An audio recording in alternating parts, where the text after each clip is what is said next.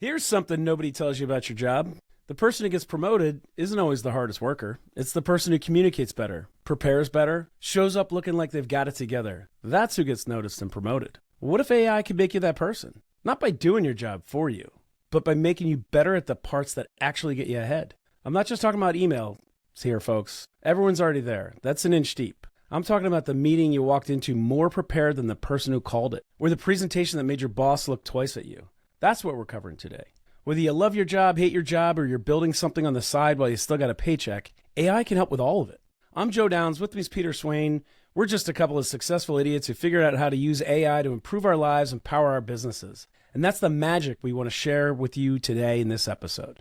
Because Peter, true or false, AI gives faster answers than a British person gives a compliment, which usually takes 3 apologies and a comment about the weather first. I think you got us confused with Canadians. Shot across the Atlantic. I'm just saying, when you say 3 apologies, I think that's our Commonwealth cousins over there. Are you inviting Doug into the show here? I love Canada. Just they do seem to say sorry a lot more than thank you. How about that? All right, I didn't see it going in that direction. I love it. I'm just feeling a little bit attacked on this British thing. I thought I'd push it somewhere else once. I could start mixing it up. I'm just trying to get your juices going in the morning. All right. Before we jump in, here's what's coming up. We're going to open up the Dear Idiots mailbag, which named itself, I guess, recently. And we got a big question in there. It's actually a 2-parter. And then we're going to, I think, Peter, blow some people's minds about how to level up at work and look like a genius without working more hours. And in the last segment, we're going to talk about building something on the side while you still got a paycheck, or figuring out, can you, or what should you do, or does this make sense? All right, so let's get into it with the Dear Idiots mailbag. And by the way, thanks for your emails. Keep them coming. idiots@successfulidiots.com. Okay, this week's Dear Idiots is a good one, and it's a 2-parter. It's an email from Stowe. And Peter, I'm going to sum it up for you. So Stowe manages 8 Airbnbs. 8. I mean, that's not a side hustle. That's a small hotel chain without a lobby. All right, first question. How can he use AI to improve his rentals? His short-term rentals, and then he lists some things, so I'm just going to name it first. So occupancy, revenue, photos, add-ons, anything to set himself apart from competitors, what's he missing, etc. And then the second part, well, obviously take them one at a time. The second part, I love this one. He owns another lot in the same area, and he wants to build a 5-bedroom shipping container house. This is in the mountains. So a mountain-looking shipping container house. He's not a builder, though, and he doesn't know where to start. And he wants to know if AI can help him design it, get rough estimates. What can AI do for him there? So let's start with the Airbnb side, managing 8 properties. What prompts should he be using to get an edge? So it's a fascinating question. Airbnb is a inherently closed system, right? In order to get true analytics from Airbnb, we have to go and subscribe to other services and those kind of things. So I'm going to assume that they're not in place for the rest of this conversation. So the first thing I'd do is use our Manus to Claude trick. So I'd go into Manus and say, today is February whatever, 2026. I want you to find me the best research, evidence proof from leading names and leading people in the industry around optimizing Airbnb listing, pricing, revenue, etc. This should include things like photos, price, language, listing formats, and all the things that he mentioned. And let Manus go away and find all of the data. Find all of the 2026 report by XYZ shows that this picture, not this picture, is more successful. Right? Let Manus go and do that work for you. Once you got that tracking, or do you want to? No, I'm listening. Yeah? Go ahead. I'm going to sum it up. So we've now got this 20-page dossier, which is the combined research of the best of what to do on AI. We then, on Airbnb, we then take that and bring it back to something like Claude and say, I want to optimize my revenue. Here's the facts. Here's the reports that you're going to use. Guide me through the process. Let's go. All right. So that's a good stopping point. Did I start this in Claude? Is that what you said? Or I started first in Manus? I thought... No, because normally, if we don't know what we're researching, we'll use Claude to write the prompt that we then take into Manus. But it sounds like by the time we're at 8 Airbnb properties, the list of bullets that Is it somebody in Stowe or somebody with the name of Stowe? No, his name is Stowe. So the list of bullets that Stowe has given us say that he understands his industry pretty well. He knows what the different optimization vectors are. He just doesn't know what the right answer is. He knows that photos are important, but he doesn't know what type of photos. Okay, so we don't need to do the Claude then Manus. We could just go straight to Manus. This is no knock on Stowe, and I don't know what Stowe knows and doesn't know, but I'm just thinking, because as someone who also owns Airbnbs... It's starting to be a bit of a tongue twister. You're making the assumption that Stowe knows all of the things to ask, but if he didn't, or if someone's listening, they own one Airbnb, they're not really a professional, they're just looking for help, we would start that in Claude. Now, this correct. Then you go this back is to Joe Claude. Talking now, because I only have one. If Joe wants to do this, Joe would go into Claude and say, I need a prompt from Manus that pulls the detail and the data around every optimization point of an Airbnb, from the photos to the location to the description to the price to promotion strategies, anything and everything that would help me make more money from my Airbnb go. That then gives you the prompt. Then you take that prompt into Manus and away you go. And I think Stowe should start there anyway, because he might know 6 things that Probably he wants right. to, and they might be 5 more than me, but he might be missing 3. It can't hurt. It takes an extra 10 seconds. Yeah, right. So, okay, so you start, let's just agree, everybody, you're going to start in Claude, ask it, tell it it's really all about the context. What is the output? What are you looking for? What do you need help with? What even don't you know, right? And that's what I'm saying. Ask Claude, what don't I know about what I need to improve my performance? What don't I know about what I don't know? Is that a circular reference? Anyway, take the output of that and tell it this is a prompt for Manus. Take the output of that into Manus. You gather that data, that intel that Manus just went to work for you and brought you back. You then take that back to Claude and then now tie that off for me? Yeah, then it would literally be like, I want to make more money from my Airbnb. Here's all the latest research. Walk me through every point and tell me what I need to do. Or even can I do, or should I do? Is it applicable for my house, where I am, my area? Look at you. Yeah. Student becomes the master. 100%.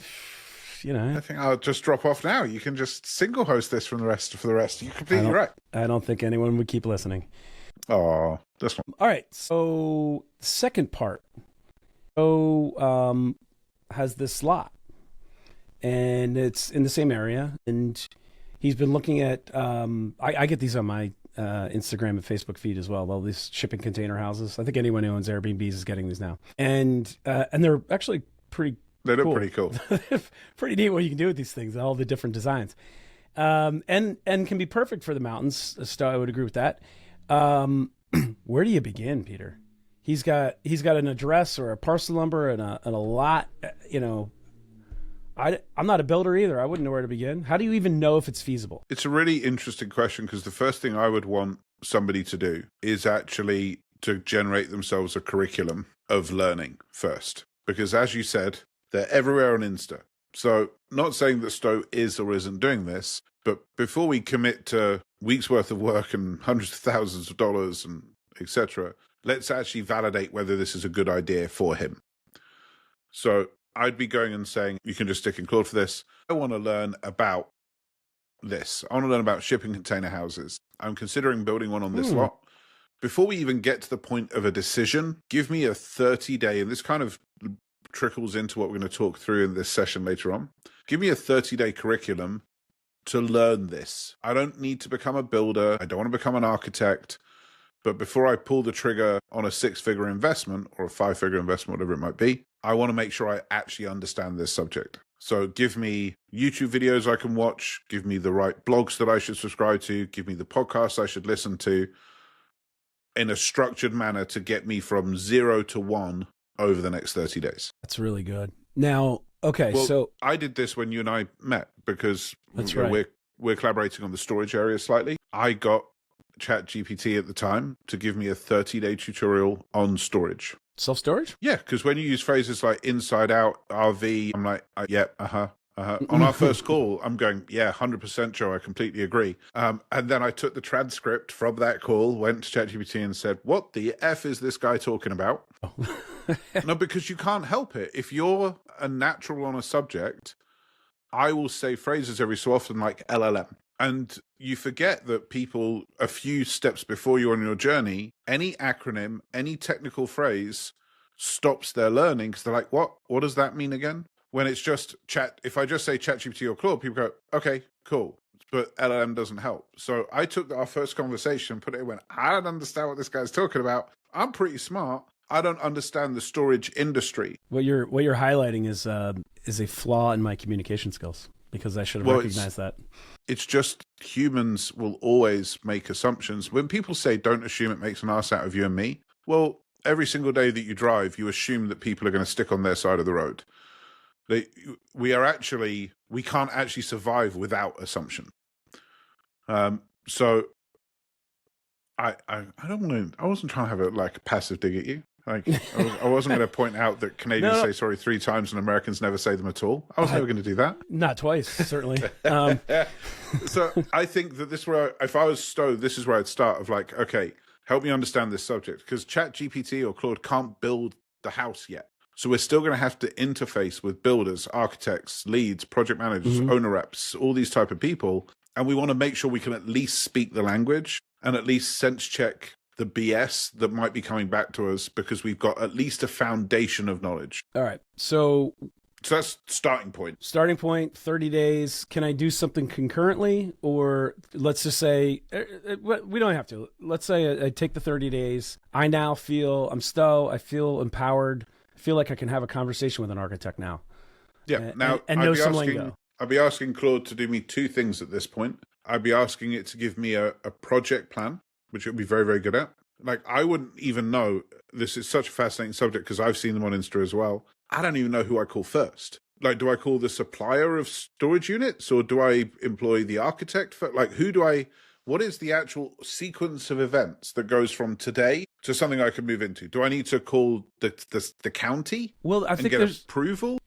This is where I think my self-storage experience is going to step in here. I think in addition to those are all great questions, but you've got a lot to deal with. So the first thing you need is, I think, and I don't know what the right tool is, Claude or Manus, this is the parcel I would like to put a shipping container home on. Here's my 30 days of knowledge that I've assembled around or supporting the shipping container homes. Can I even build one here? If so, can I get 4 containers, 5 containers, 3 containers?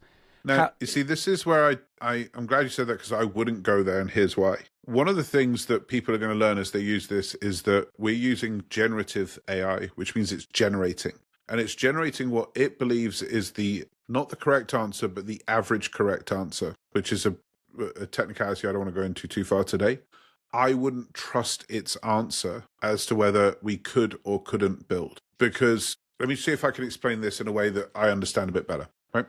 If you go to Claude and say, write me a blog post about X, you're getting the average answer based on everything it's ever ingested. That means that Genghis Khan and Mother Teresa are helping write your blog post, because we're taking the average of everything. So the reason we do things like go to Manus and get this report and bring it back is because we're trying to shrink the average into the segment that we want to talk to.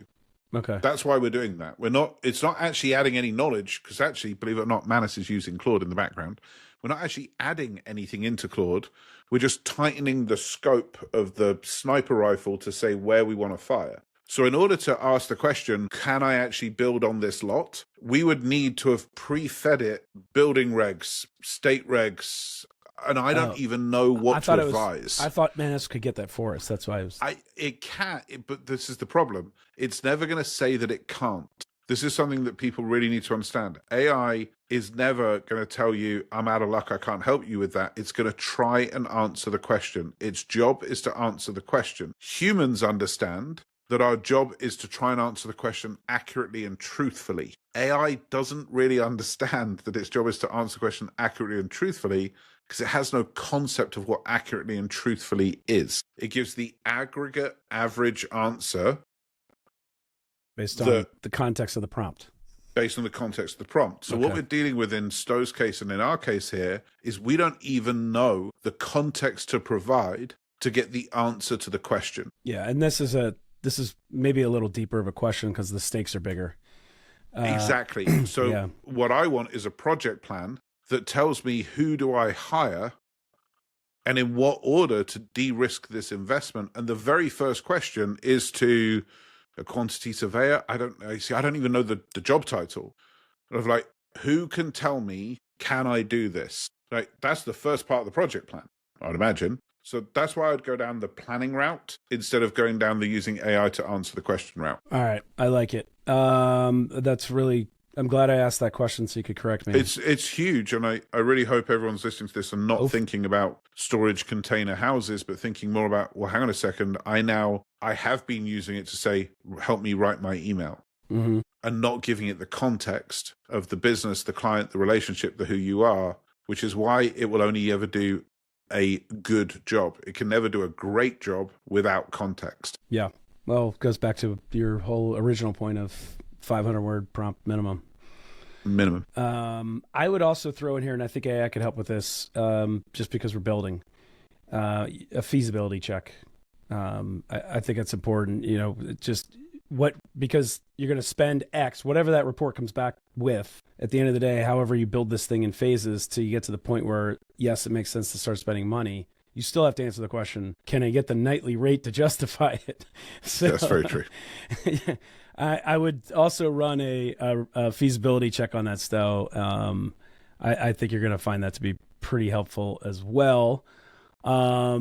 And I say that just because that's what we teach storage moguls, and we do it ourselves when we get a build. And if I could just talk, I know that we need to move on, but a lot of people at this point I found are actually quite disappointed. Like, oh, so AI can't do all that for me. And my frame of reference is AI can change 1 unit of time. So if things used to take a week, they can now take a day. If things used to take a day, they can now take an hour. And if things used to take an hour, they can now take a minute. But if you are doing something that used to take a week and you now do it in minutes, I almost promise you that you're not getting a good output. It's not capable of doing that yet. So if you've taken a week's worth of work, like write me a business plan for my $10 million raise, here's my 3 bullets. That's how you'd get a week into a minute. But the output of that would be ridiculous, preposterous, and unusable. So in the space of storage container housing, can we get a bulletproof project plan together? Yes. Can we get our knowledge up from here to here? Yes. Can we do the first level of a feasibility study with AI? Yes. Can we get a price range for how much it would cost us to build? Yes. Can we get a pick list? Yes. Can we get the exact price? No. Like, that's still going to need a qualified human. But at least for me anyway, if I knew that the build out was going to cost somewhere between 175 and 250, that at least gives me something. So when I'm sitting face to face with somebody and they go, oh, it's going to cost you 450,000, I can go, no, no, it's not. I know that you're talking crap. And I've got some level of insight into the process. That is awesome, and well worth that email, Stowe. Yeah, thanks. That's a good one. If you start prompting AI this way and just basically do what Peter just said just now, you will be well on your way to your own successful idiot status. So we hope that helps. You've got a real business, and Peter just gave you the AI optimized playbook to run it. So cool. Keep the emails coming, folks. Do we get equity in all these businesses? Like that was one of my ideas, is an AI Shark Tank. Yeah, we'll just give them all the prompts. We'll just write them up, send them to Stowe, and he can give us 5% of this wonderful new venture. I love it. Keep the emails coming here, folks. idiots@successfulidiots.com. All right, now for I think the moment we've been waiting for, or the next two anyway. Looking like a genius at work, Peter. It's, the old school was the hard work, the working late hours. We've all seen the movies, or unfortunately, it's many of us have lived that life of thinking that getting there early, which I'm not advocating against, and staying late so the boss sees how late you're working is what's going to get you promoted and noticed and all that stuff. And maybe it does, but there's another way, right? Peter, I opened with this because I think there's so many people that this is so applicable to, and I'm talking about the employee when we're answering this question, but this easily translates to the entrepreneur because I do this myself as an entrepreneur. Again, it's the people that communicate well, prepare well, deliver things well, or at least differently, better. Maybe it's not perfect, but it's still light years better than you would have done it. So how does AI help us raise the stakes at work? What are the prompts that we can use to walk into that meeting, or to impress your boss, or to take a data dump and turn into a presentation people actually remember, or find trends in data that no one saw before or even thought to ask about? How do we stand out at work? All the ways you just said.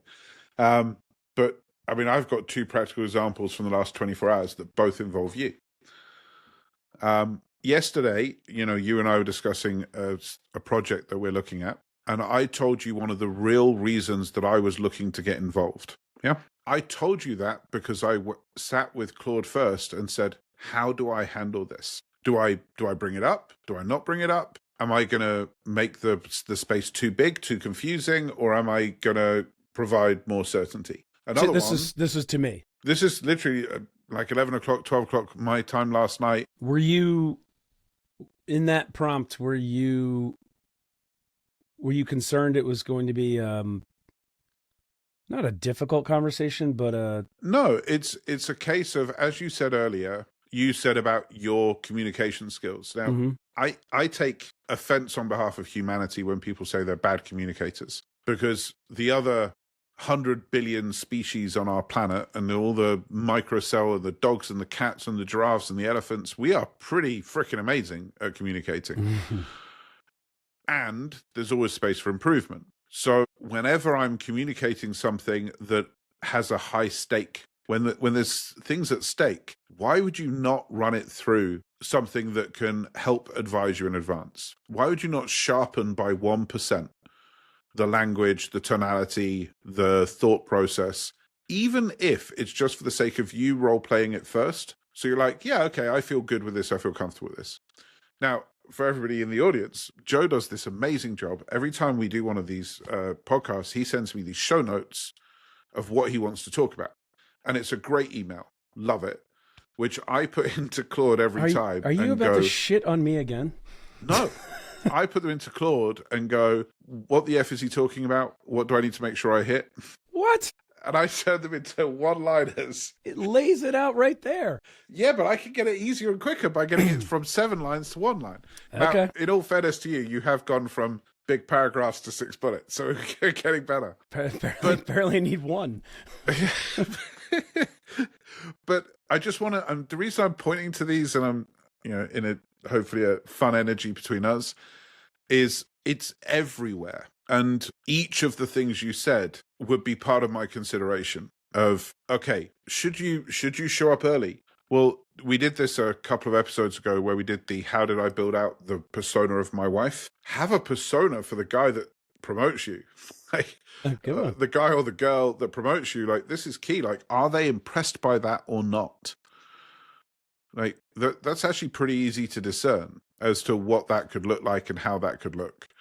As you said, here's a bunch of data. Find me 3 insights that humans would have missed is a great prompt in order to just have a bunch of data. That humans would have missed. Hold on. Humans would have missed. Let's unpack that for a second. When I use that prompt, how does AI know that this human, this very flawed human, Joe Downs, would have missed something? Well, you remember we said earlier of the context is kind of giving the target for the sniper rifle. Mm-hmm. And if you don't do that, it's just going to give the average. So if you say, give me 3 insights, it's going to give you average insights. What we want is exceptional insights. And we want to take a quantitative phrase, which is a number phrase, and turn it into a qualitative language. So it doesn't know that humans would have missed it. It's giving me exceptional. It's giving me the exceptional, not the average. The problem with exceptional is it means it's an exception. So exceptional in its actual dictionary definition. I'm not trying to change your prompt. I'm trying to understand what the outcome of the prompt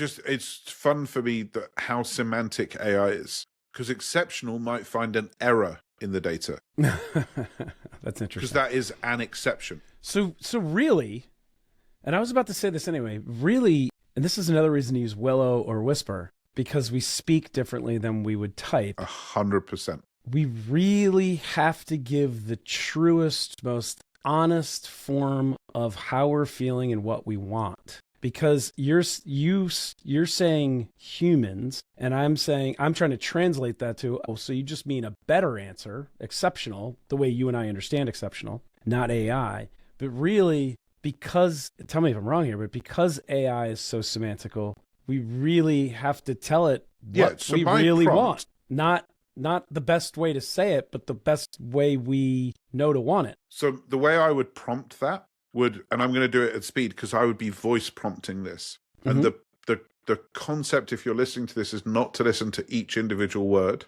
It's to listen to the collective of what I'm saying. My prompt would sound, hey, Claude, I've just uploaded you the figures. It's the last 90 days worth of P&L and sales activity for Acme Co. Now, I'm about to walk into a presentation. There's going to be 6 people there, plus my boss. I was kind of late 2 days last week, and I want to walk out of this meeting I curse a lot, looking like an effing rock star. I want everybody to know that I am the guy. I am not to be messed with, and I will always show up 24/7, 365 with everything I need.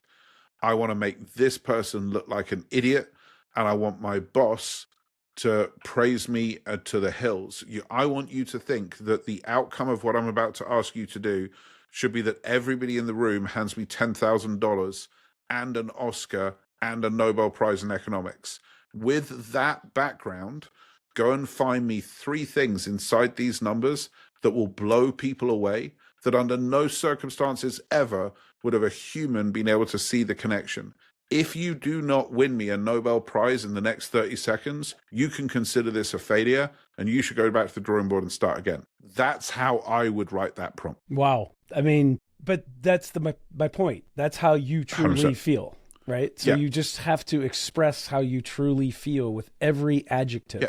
And in there, I was like, this is the person I want to crush. Yeah, that was a little harsh. What'd they do? Yeah, but that's the person that laughed at the fact I was late in front of the boss and looked at their watch to make the point. Well, that's acceptable. This was my scenario I'm running through my head of like, I sit next to Jim and Jim went, oh, late again as the boss walked by. I need to neutralize that guy. How many years ago was this? That's still living with you?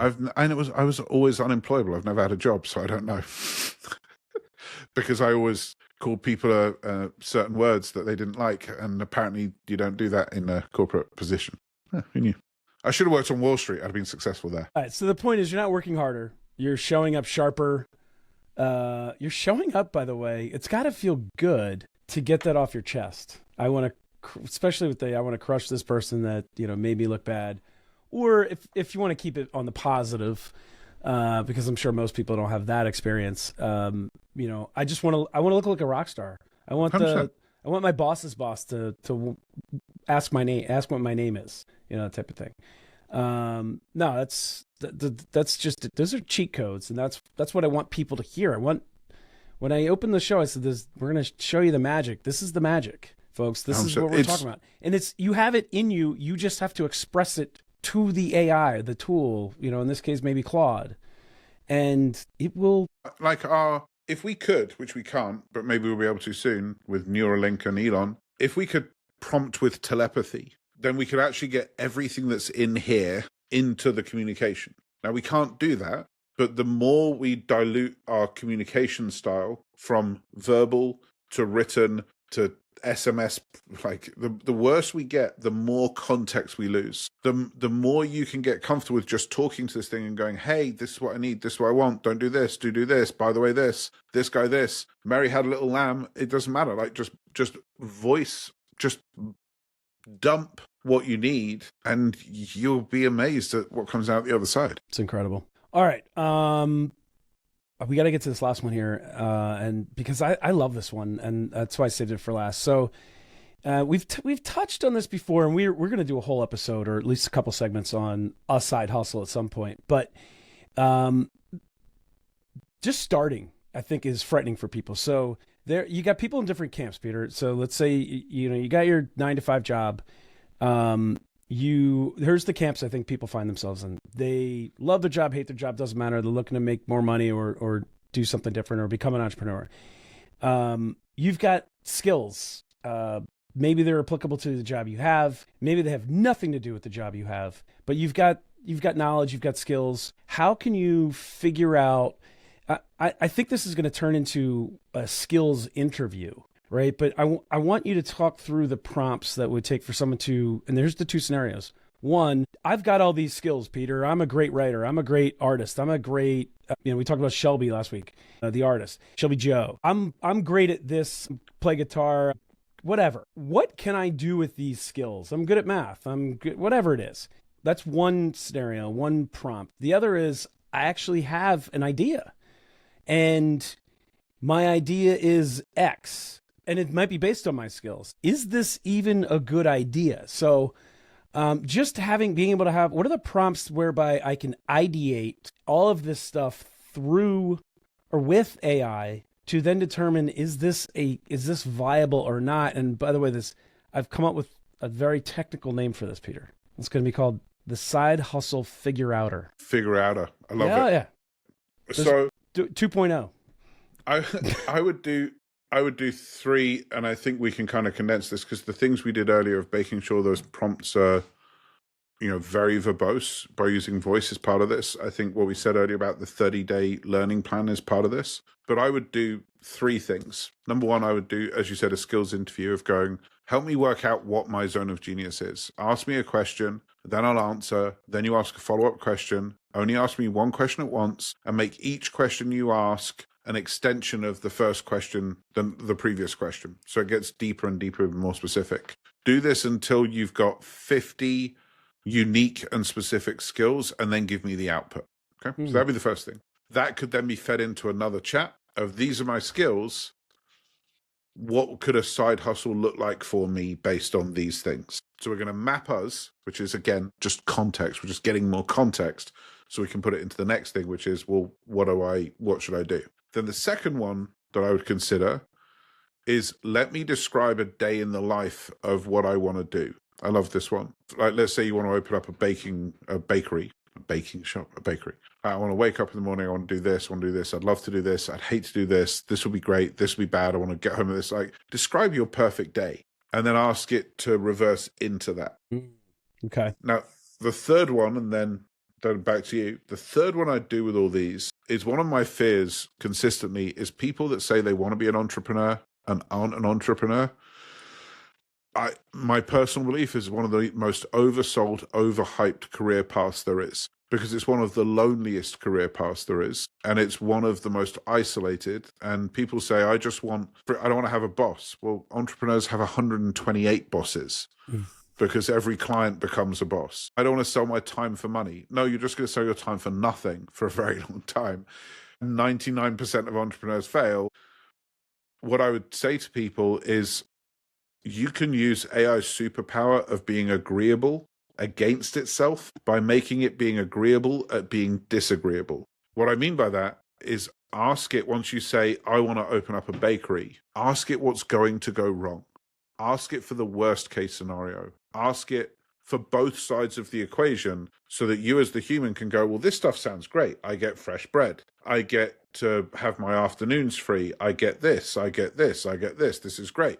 The pros, I have to wake up at 4 a.m. every day. Like, well, that sucks. I think you mean the cons.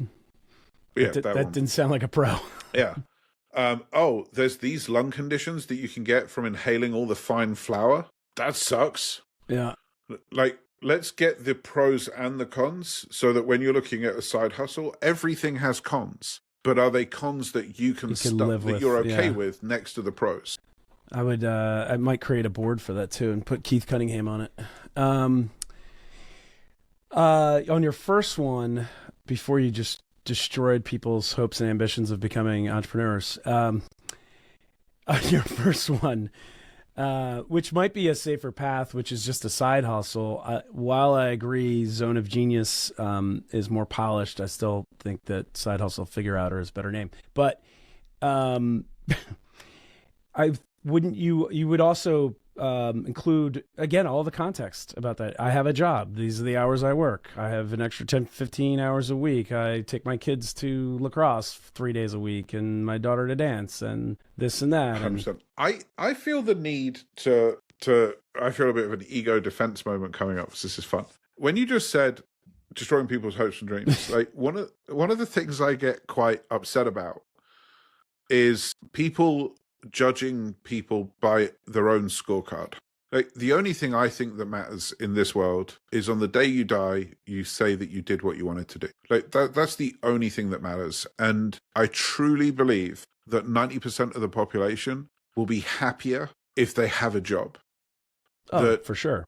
That, going home to a wife and kids that love you, like, divorce rates in entrepreneurs are 10 times what they are in other people. So it's not, to me, like destroying hopes and dreams. It's aligning them with their path for them, which AI can do, to 100%. Bring it back to AI. And I obviously I was joking there for a second, but it's important for people to understand it's not all sunshine and rainbows out there for entrepreneurs. And a lot of people think they're becoming one, but they're becoming their own boss. They buy themselves a job, not a business, and there's a difference there. Which is why the safer path might be keep your 9 to 5, get better at it, use AI to get promoted and better at it, and make more money, and start developing some side hustles, or one or multiple, and see if you like that too. That's a nice way to wade into those waters and see if that can become a full-time job. Yeah, like my current side hustle is buying and selling trading cards with my kids. Yeah, because the baseball cards with soccer players on them. I remember. Yeah, I'm going to say something. No, I'm not. But the pros on that side of things, of what it does for me and the family and my kids and their education, means the cons are like, meh. Like, I don't mind the fact that I've got to wake up an hour early to do that with my kids. I'm losing an hour's sleep a day to do that. Yeah. And it's well worth it. Well, it's a weighted con, right? It's a net positive. All right. We went a little over what we always strive to achieve and never do here. We're getting there. But hopefully it was all worth it because we got to cover Stowe's Airbnb empire and the Dear Idiots mailbag. Hopefully anyone listening is going to take leaps and bounds at work just with simple prompts, not simple prompts, very explicitly expressive prompts. With lots of context to them. And of course, same thing with hopefully identifying and building a side hustle. Using the side hustle figure outer, TM on that one. Give us a like for this episode if you thought it was worth stretching your finger to click it. And subscribe so you don't miss the weekly Sunday drop of our latest episode. And if you've been sitting on a side hustle idea, try the 30-day the education plan that Peter did you come up with a name for that? Yeah, you can TM whatever you want there, buddy. The 30-day tell me all about it prompt. Promptinizer. The promptinizer. and learn something first. Learn something about the subject and plan. And I love, what I loved was the warring well, we kind of covered this before with warring boards, but what are the pros, what are the cons, and having it argue with itself. Should we cover boards next week? That's not a terrible idea. That's a pretty good one. And then when you do it, share this with someone in your world who's been talking about doing something someday. Tell them to make today that someday. Folks, keep those emails coming, especially the Dear Idiots questions, and send them to idiots@successfulidiots.com. For Peter Swain, I'm Joe Downs. We are your successful idiots. Thanks for listening, and see you next week.